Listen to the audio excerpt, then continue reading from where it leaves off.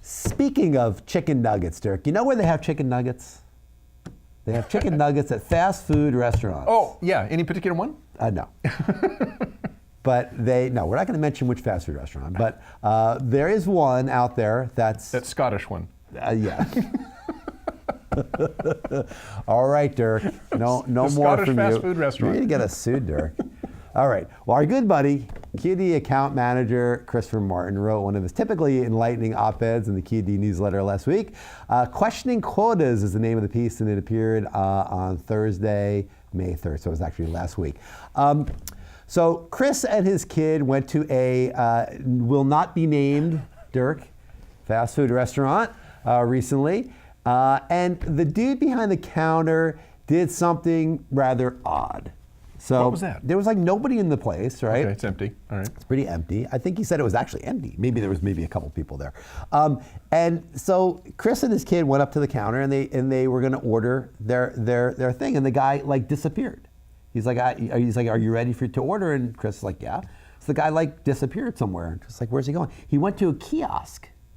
Right? Like, have you seen some of these stores, something like these self-serve kiosks? Yeah. Like it's like an iPad or something. And you order what you want. Yeah. So the guy Chris verbally gave the order to the guy. He punched it into the thing. Went over, and the kiosk is out in the customer area. Yeah, it's right. He had to walk out behind the counter and do it. So Chris is like, well, are you doing that because you're trying to train me on how to do this? He's like, no.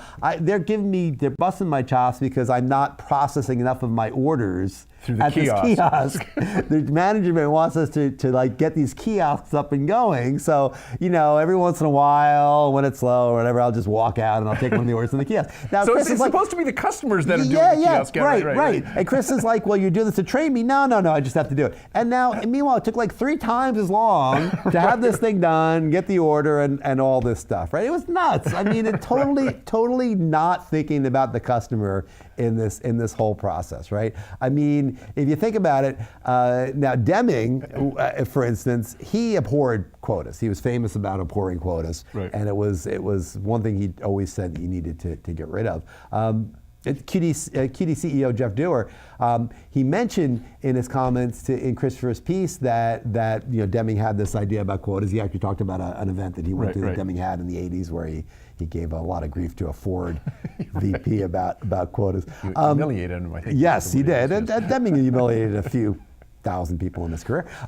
In fact, in terms of comments on Chris's piece, there's a lot of good comments. A few of them in Chris's article. So if you want to check them out and read them, you can see it and add your own, because I mean we like to have comments. We have a quota for comments. Right. So the question is, why are quotas bad? Well, there's a couple of reasons that really jump out, and then Christopher mentions in his article. The first one is that it's easy to game the system. I mean, like this guy did, the good guy behind the counter. I mean, especially if there's financial incentives involved, right? I mean, in this case, there wasn't really a financial incentive involved, but in many cases, like you think about the Wells Fargo thing a year or two ago, where they're creating all these millions of these accounts, these phantom accounts for customers because they had financial incentives they're trying to reach, right? Doesn't do the customer any good. It hurts the customer, it hurts the company because they're wasting time on non-value added stuff. So you're gaming the system even if there's not financial incentives, but certainly if there are. The other thing is, because of that first point, the gaming of the system, quotas really skew the data. I mean, they imbue it kind of like an artificiality, and it really makes it impossible to measure the effectiveness of a new process or procedure that you might be putting in place. Sure. I mean, here's this fast food restaurant.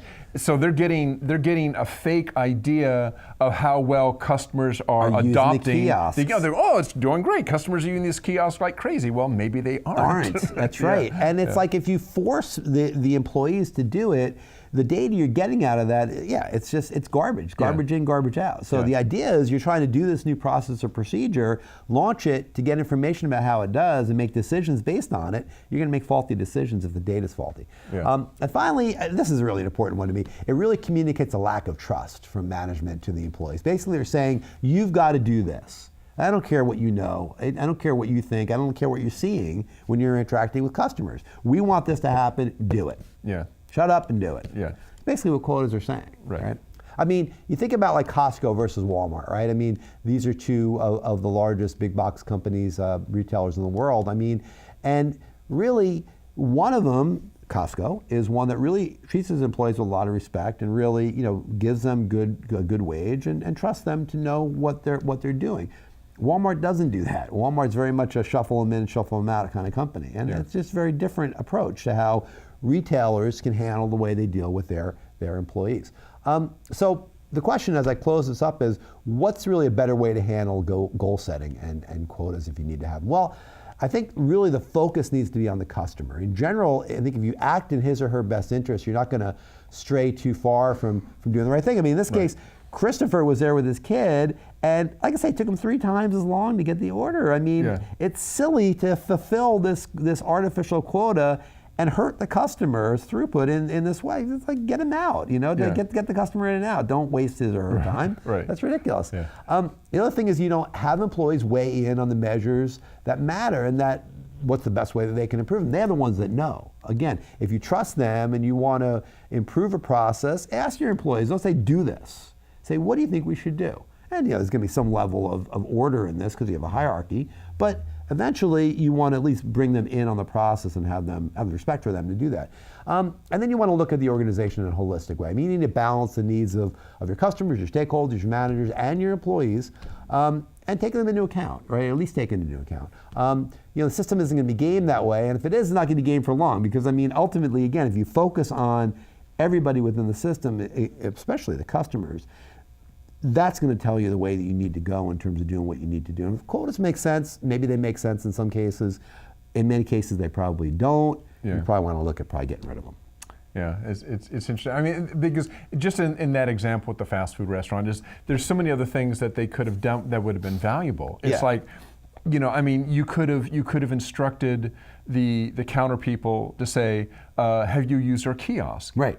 And then have them relate back why people would say, no, I don't want to use it. I mean, in other words, they could have gotten some real world feedback perhaps by having the manager talk to counter people later and saying, why aren't people using the kiosk? And they would have gotten all sorts of answers. Well, they didn't notice it when they came in the door. Well, maybe the kiosk is in the wrong place. That's right. Or they don't like dealing with technology, or it was too confusing all of that would have been more valuable information than simply having them keep a quota and, or incentivize, if you're going to incentivize somebody, incentivize the customer.